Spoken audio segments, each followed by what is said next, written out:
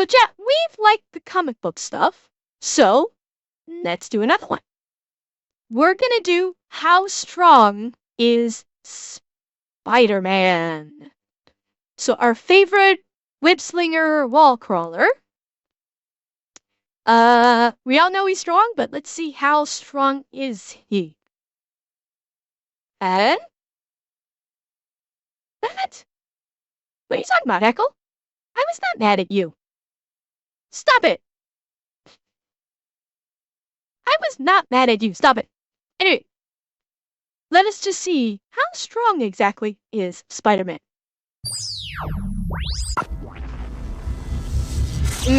Hello, I'm Tyler, this is the Imaginary Axis, and guys, I get it. We're all tired of seeing Spider-Man's origin story. I mean, how many times does Uncle Ben have to die? Kid visits a science exhibit, gets bitten by a radioactive spider, becomes a superhero. We've heard it all before. But did you know there was more to that story?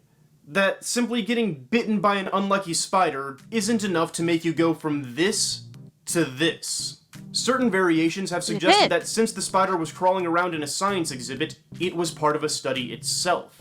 A genetically engineered super spider that carried a powerful retrovirus capable of... Wasn't that the very idea of the newer Spider-Mans, starting with the Sam Raimi Spider-Man? I thought that was the entire concept, that the spiders were part of an experiment. Unless I'm wrong. I understand, like, his OG, the OG origin was, it was just like a quote-unquote radioactive spider. That was the OG. Obviously, comic book writers were not that clever when it came to coming up with interesting, storylines for this. And so the OG Spider-Man he was bitten by a radioactive spider. But, like, at least starting with the Sam Raimi, I think they did go the route of the spiders were experimented. Of spreading from cell to cell in Peter's body, and eventually becoming ingrained in his DNA. Other stories have suggested that Peter actually had a rare dormant gene caused by celestial experiments on early mankind. When he was bitten by the spider, something about that radioactive venom activated those genes and turned him into Spider-Man. Oh. Still, other stories suggest that the spider bite was magical and Peter was actually chosen to become Spider-Man by an extra-dimensional spider deity, but no matter which version of this story you buy into, they're all trying to fix the same basic problem. Spider-Man is too strong. According to the old-fashioned, unexpanded, unedited, conventional origin story, when Peter was bitten by that spider, he gained spider-like senses, speed, and strength. While an ordinary human might be able to lift 4 times their weight if they're really, really good, some spiders can lift up to 50 times their weight. Meaning if a teenager of Peter's size had the proportional strength of a spider, he'd be capable of lifting up to 8,350 pounds. Or about the weight of 2 cars stacked on top of each other. That's some impressive work. But it really doesn't make a lot of sense because of something called the square cube law. Take a look at Spider-Man's arm here. We all know that as someone gets stronger, their muscles increase in height and in width, but not length. That would be weird. In other words, their strength increases by a square. A buffer Spider-Man wouldn't necessarily be taller, he would just have more surface area. But if we wanted Spider-Man to grow in general, his volume would increase by height, width, and length. Basically, yeah. He's basic principles of physics mean that, physically speaking, his body size is too small to accommodate the sheer strength that he's supposed to possess. It's kind of like the whole concept of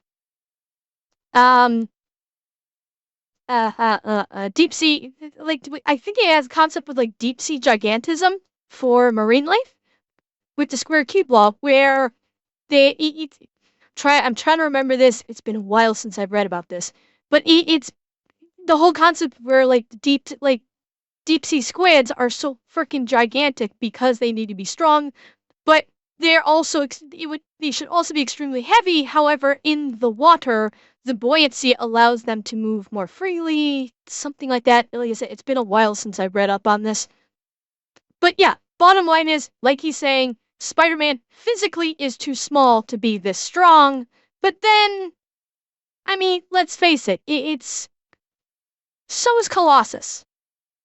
While Colossus is bigger than Peter Parker, Colossus is not exactly Hulk size, and he is oft times considered about as strong as the Hulk. So, and yeah, Superman is known, although Superman, the logic there is he's Kryptonian, he has a completely different physiology that bypasses physics on Earth, is the excuse. I mean, yeah, it's, bearing in mind, it is a comic book, it is fiction, and your comic book fiction has bypassed a lot of regular physics.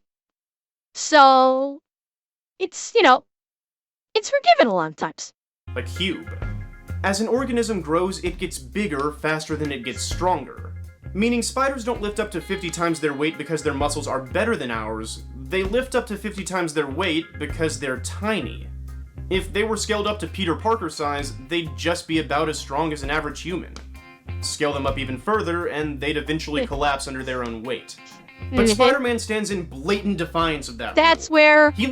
That's where the deep-sea gigantism comes into play, is because the water buoyancy prevents them from collapsing under their own weight because they have the water to keep them aloft, and therefore they don't have their own weight causing them to collapse to the ground. So if you had some of the deep-sea sea life, giant squids, whales, and so on and so forth, could not exist on land because the sheer weight and volume of their bodies, they'd be crushed under their own weight, but because they live in water, water's buoyancy allows them to maintain mobility, and they do not get crushed under their own weight. So that's where I was looking at for how deep sea gigantism tackles the square cube, or the cube law.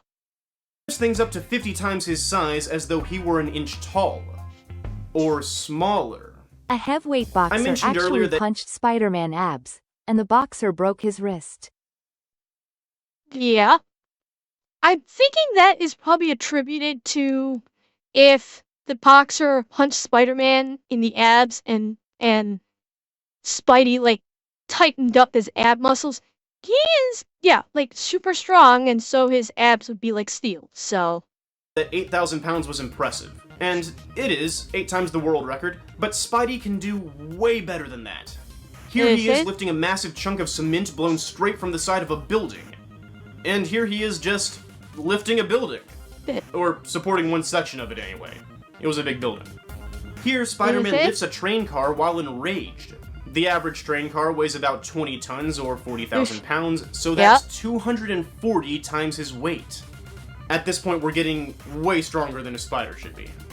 One time, he literally knocked Scorpion's jaw off with a single punch.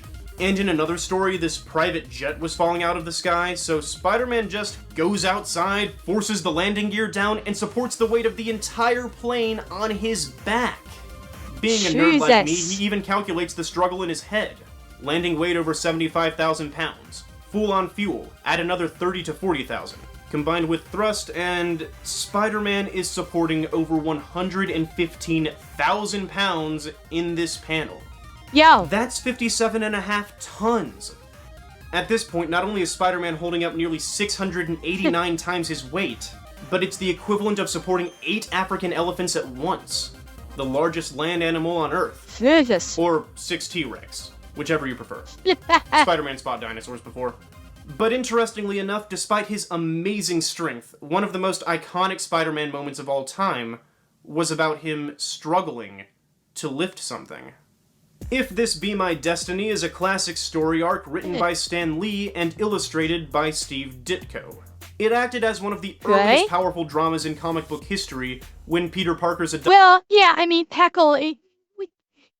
the Sam Raimi films nerfed Spider-Man. You have to remember, some of those comics that they were showing, came out after the Sam Raimi film. And let us not forget, it's a question of how many of the comic books that are referenced are 616 main continuity comics. You would need 133 times denser muscle cells per muscle compared to normal, but speculates it's a combination of higher muscle density and extreme bioelectrical discharge. Interesting. Oh. Okay. Which might dovetail into why Miles Morales has actual electrical powers. Huh. But yeah, here's the important thing, is with the comic books that he's referencing, Marvel has gone, like DC, has gone fucking ham with the Otherworld or Elseworld stories. And no, Highball, I turn off the alerts during Reacts, so that you're not going to hear the TTSs. To maintain the flow, I've turned them off during the Reacts. But the question is, which of the comics that he's referencing with his feats of strength are main 616 continuity? Because with the other Elseworld stories, they sometimes make the hero stronger or weaker. So,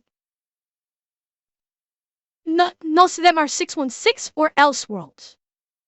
You need to be specific, because I said both. Are you saying most of what he's referenced are 616? Okay, as far as you're aware. Okay, that was my question. I have not kept up on comics in years. So, and I've never really kept up on Spider-Man. So I have no idea. That's why I was asking. Adoptive mother, Aunt May, suffered a mysterious illness apparently caused by an earlier blood transfusion between her and Peter. And sadly, the doctors tell him she probably won't make it. Peter does everything he can, of course, contacting some experts and even managing to raise money for a possible cure, but a necessary ingredient gets stolen by a supervillain while en route to delivery. This makes him furious. Spider-Man isn't going to have this. Aunt May's blood will not be on his hands. So he tracks down the supervillain responsible in an underwater base, because why not? Why and the not? two face off in a battle so intense that they actually collapse the support beam for the base's iron interior. Why doesn't he just say it's Doc Ock? It's fucking Doc Ock. Why doesn't he actually just say Doc Ock? Instead of saying a supervillain. Fucking everybody knows who Doc Ock is. Actually collapse the support beam for the base's iron interior. Oops. You can't have a base underwater without making it out of something that can withstand the pressure underwater. Nearly the entire upper section collapses on Spider-Man. The villain runs for his life, and the penultimate issue of this story ends with Spider-Man trapped beneath an unmovable iron surface as water slowly starts to fill in from above. This is the cover for that story's conclusion. Beaten, weak, his aunt's life hanging by a thread, his own life measured in minutes as the ceiling. Now, again, let me just point out that this is also a comic that came out back in, the 80s? If that? I think this might have been, when? Hang on, do we have a date on this? February, no, hang on. This has gotta be, you think this is 70s? Yeah, the art style probably is 70s. So, yeah, this is a 70s comic book. They did not really start cranking they really didn't start cranking the power levels on these heroes for probably another 20 years. It was roughly 20 years later. This is 60s? Okay, so 30 years later. They did not really start cranking the power levels on these guys until, 30 years later. So, yeah, this is, if this was modern-day Spider-Man, he would have probably hoisted this without too much issue. But this was back in the 60s, so he was stronger than average. He had super strength, but it wasn't that holy fuck kind of super strength that we see these days. Story's conclusion. Beaten, weak, His aunt's life hanging by a thread. Yeah, he was life more grounded. measured in minutes as the ceiling begins to break. Spider-Man can't even budge the heavy debris he's trapped under. And the one thing that can save his only family is just out of his reach. Because he couldn't control his temper. Because he made the ceiling collapse. Aunt May is sick because of his radioactive blood. And as Peter laments his tragedy, he can almost see his aunt and uncle beside him. It always came back to him. He was the one who let Uncle Ben's killer get away. And he was not going to be responsible for another death. So with every muscle in his body, Spider-Man starts to stand up. And it should be too much for him. It might be too much for him. His head is pounding. His eyes are blacking out. That stuff was keeping the ocean out, but anyone can win when the odds are easy. It's when the going gets tough. When there seems to be no chance. That's when it counts. Limits are a liability. And so, here's the key thing here. She did this under immense strain that he would not be able to replicate at the drop of a hat. This was a case of extreme, and the one thing that lent him strength was, it was hysterical strength, it was anger, it was adrenaline dump, yes, whatever flavor of adding onto his strength was, that was this seed.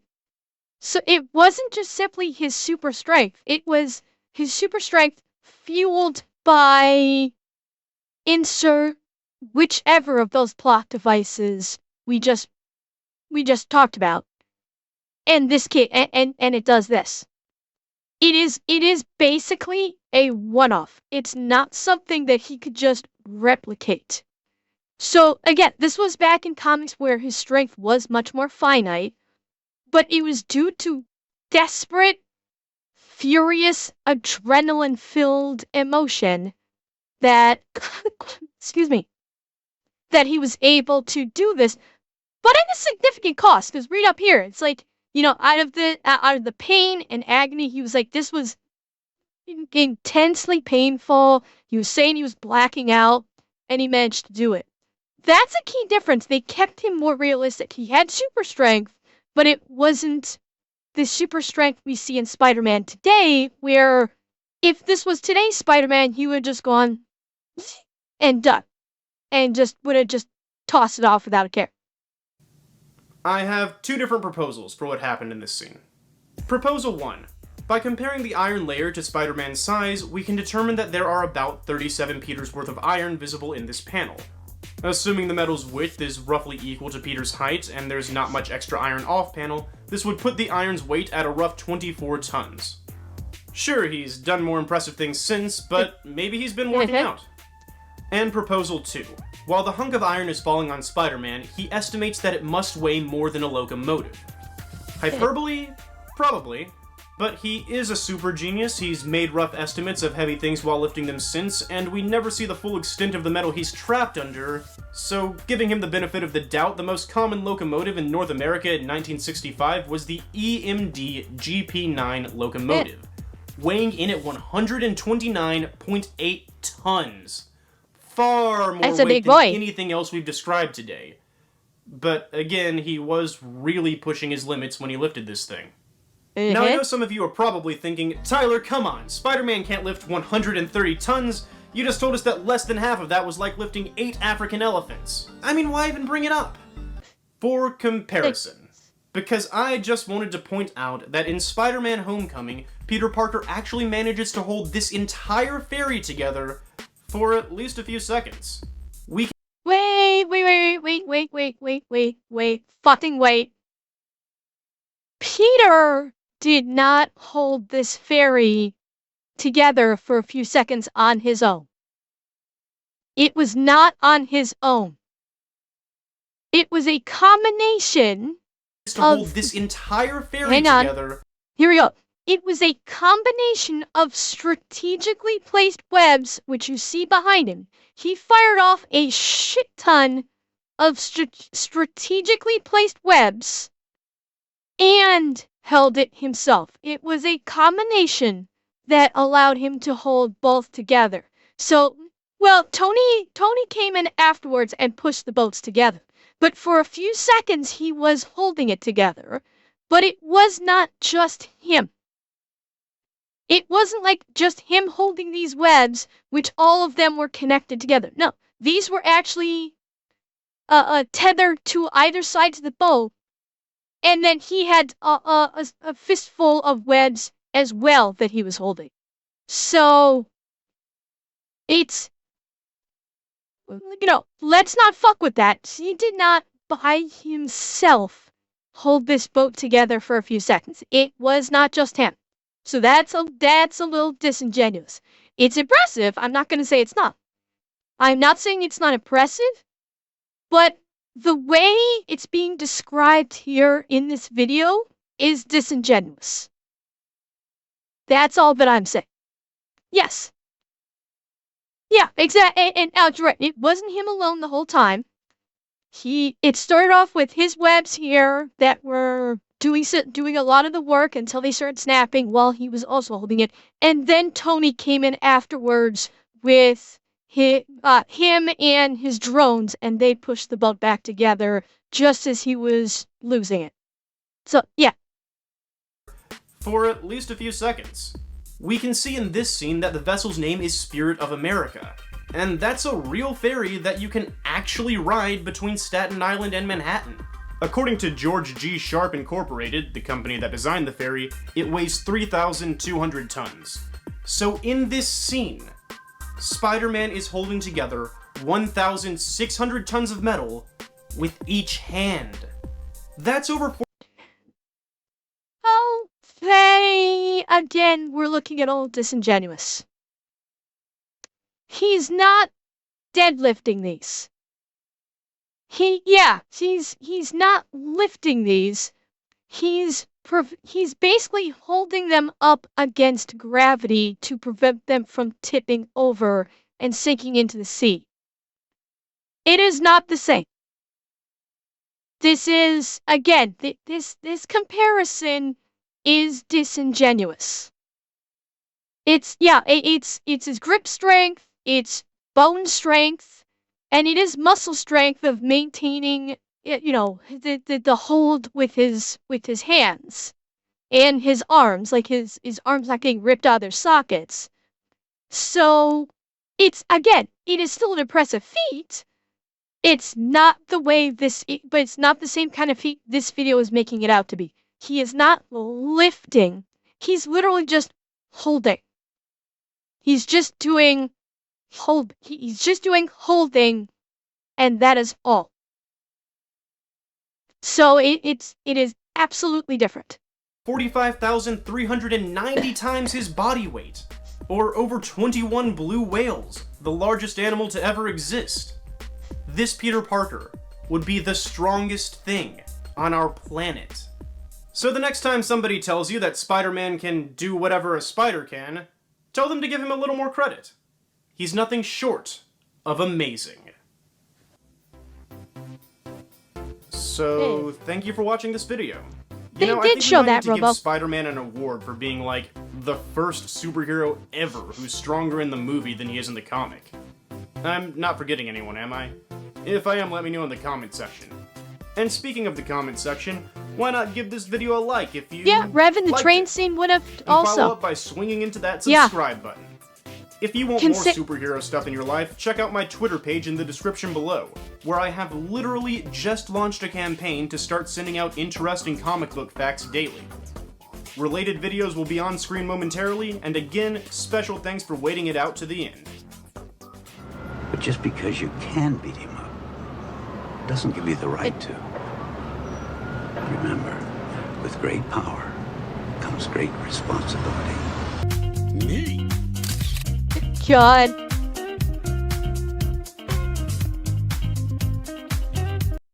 Oh, good lord.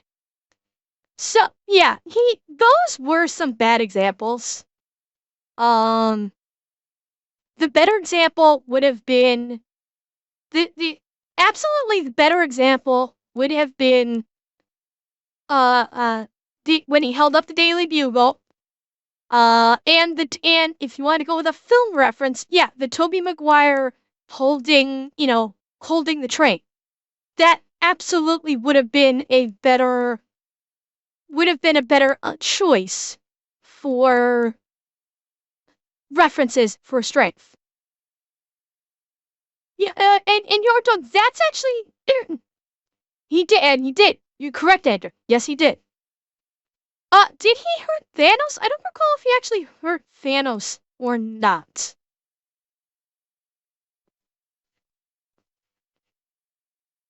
Like the train scene is, yeah, you're right, Zeb. And that's the thing with the train scene, it's very similar. It's literally grip strength. He punched him a bunch, but it didn't do damage. Yeah, there you go. Yeah, so he got a couple whacks, and then I remember when he was trying to get the glove off, but that's it. Here's a funny one for you. What would have really happened when Superman reversed the Earth in the first movie? Simple. Everyone would have gone flying off the face of the Earth because because by Superman reversing the Earth would first stop, and the Earth is moving at about 3,200 miles per hour in its normal rotation. You bring that to a screeching halt, everyone is going to go flying off the face of the planet, or actually get slammed through the Earth's crust. That's what would happen if Superman actually did do the reverse the Earth like he did in the first movie, or spun it backwards. But yeah, sorry, I said miles per hour, didn't it? Yes, miles per second. Yeah, the Earth's rotational speed is about 3,200 miles per second. If you stop that rotation, everyone on the planet's fucking dead. Half of them are flying off through the stratosphere, and the other half are basically going into the Earth's crust. And yeah, it's basically, it would extinguish all life on Earth, effectively. Or if there was any life left, it would not be worth living. and hang on. Escape velocity is, hang on.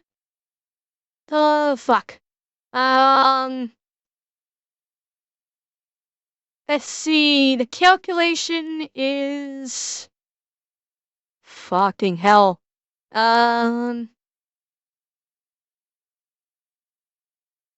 It's at the equator, it's 1,000 miles per hour. Yeah, and as you reach the poles, it increases due to Earth curvature. No, Mach 3 is not escape velocity. I don't think so.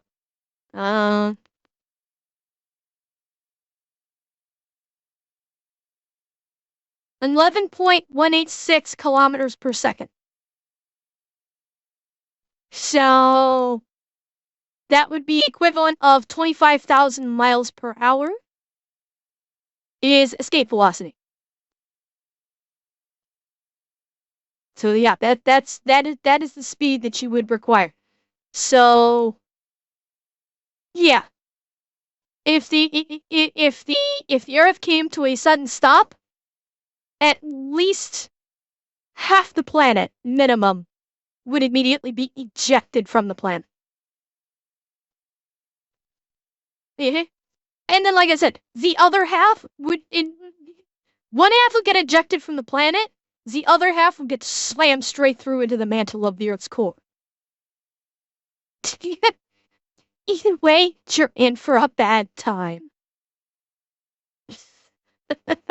Yeah, no kidding, Sam. No fucking kidding. Basically, yeah. Yes, escape velocity is Mach fuck.